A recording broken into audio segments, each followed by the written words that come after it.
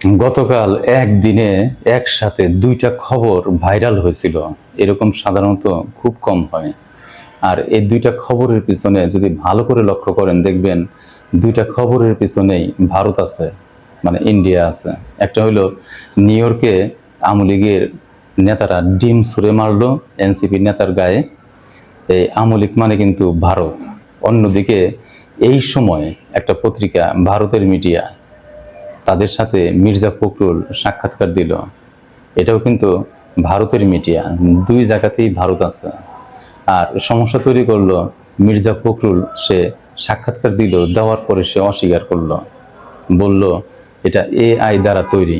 তারপরে স্বীকার করে বলল যে এটা ভুলভাবে উপস্থাপন করা হয়েছে, তার মানে ভুল তথ্য দেওয়া হয়েছে। যাই হোক না কেন, আমরা বুঝতে পারছি এখানে ভারত কলকাঠি লাড়তেছে।